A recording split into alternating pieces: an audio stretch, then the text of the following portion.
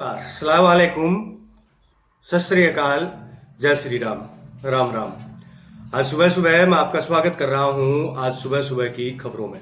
तो चलिए आज सुबह की खबरों की शुरुआत करते हैं। सियासी लाभ के लिए इतिहास से छेड़छाड़ ठीक नहीं, सुभाष चंद्र बोस के पोते की कंगना रनौत को नसीहत। खड़गे बोले, नतीजों में दिखेगा सरकार के खिलाफ अंडर करंट, हम मोदी की विचारधारा और काम की शैली के खिलाफ। मनी लॉन्ड्रिंग मामले में अरविंद केजरीवाल की याचिका कल शाम खारिज हो गई और सुनवाई टली। उन्होंने ईडी के समन को दी है चुनौती। चुनाव आयोग का उद्धव ठाकरे को नोटिस। डोटासरा बोले, 4 जून के बाद किरोड़ी लाल मीणा कांग्रेस में शामिल हो जाएंगे और वो कांग्रेस की तरफदारी करते दिखेंगे। डायरेक्ट टैक्स कलेक्शन में जबरदस्त उछाल, सरकार के अनुमान को भी किया उन्होंने पार। वहीं लक्ष्मणगढ़ की एक लोकल खबर, श्रीगढ़ के बालाजी की भव्य जन्मोत्सव शोभा यात्रा कल निकलेगी। 108 से अधिक महिलाएं कलश यात्रा में शामिल होंगी। टीचर बनने के लिए देना होगा सिर्फ एक टेस्ट। शिक्षा मंत्री बोले, प्राइवेट और सरकारी स्कूलों में होगी एक जैसी यूनिफॉर्म। राजस्थान में सरकारी टीचर बनने के लिए अलग अलग एग्जाम देने की जरूरत नहीं पड़ेगी। शिक्षा विभाग एक इंट्रेंस टेस्ट पॉलिसी तैयार कर रहा है। इसके तहत अलग अलग ग्रेड और सब्जेक्ट में टीचर की भर्ती की जाएगी। ये बात जोधपुर में स्कूल शिक्षा परिवार के कार्यक्रम में शिक्षा मंत्री मदन दिलावर ने कही। दिलावर ने एक बात और कही कि सरकारी गवर्नमेंट स्कूल और प्राइवेट स्कूलों की यूनिफॉर्म एक जैसी करने की भी तैयारी कर रहे हैं। इसे जल्द ही लागू किया जाएगा। पूरे मतदान को चार्जशीट। ड्यूटी में लापरवाही पड़ी भारी, एक मतदान के सभी कार्मिकों को नोटिस। नागौर की यह खबर है। लोकसभा चुनाव 2024 के दौरान नागौर संसदीय क्षेत्र में मतदान 19 अप्रैल को हुए। मतदान की लापरवाही बरतने वाले 4 कार्मिकों को चार्जशीट दी गई। प्रदेश में कल से गर्मी के तीखे तेवर होंगे।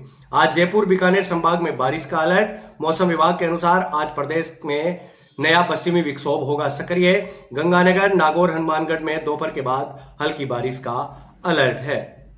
खाटू श्याम जी ई रिक्शा और गाड़ी में हुई जबरदस्त टक्कर के साथ ही ई रिक्शा पलटा, सवारियां हुई घायल। ई रिक्शा के नीचे दबने से 3 माह की बच्ची दिशिका की मौके पर मौत। घायलों को 108 एम्बुलेंस ने पहुंचाया अस्पताल।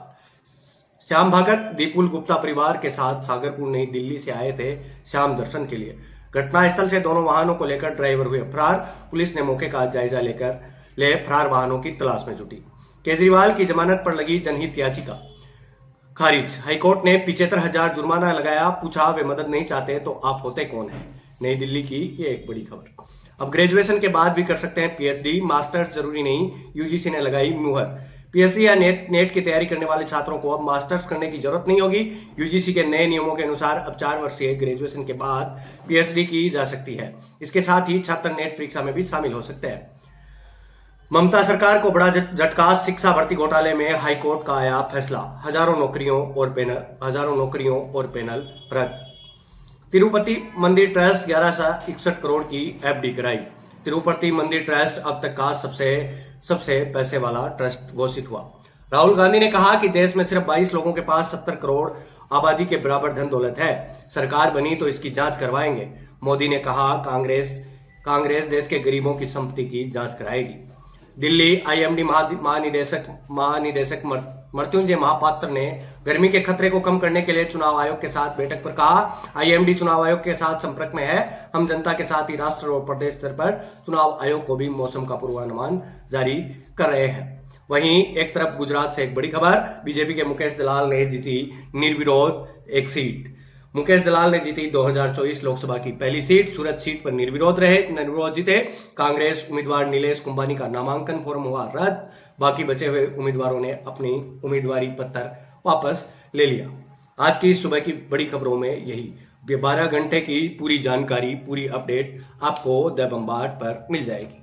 हमारा नाम है कपिल बाटड़ और आप देख रहे थे द बम्बार्ड। और द बम्बार्ड में सुबह सुबह की खबरों के सेगमेंट से आप छेड़छाड़ अब कर रहे थे। और आपने अब तक यदि द बम्बार्ड को सब्सक्राइब नहीं किया है तो अभी जाइए और द बम्बार्ड का सब्सक्राइब कीजिए और बेल आइकन पर हिट कीजिए। अभी मैं आपसे विदा लेता हूं। मिलते हैं किसी अन्य वीडियो में। तब तक आप मेरा इंतजार कीजिएगा, मैं आपका इंतजार करूंगा। आप यहां तक आए इसलिए आपका धन्यवाद, आभार।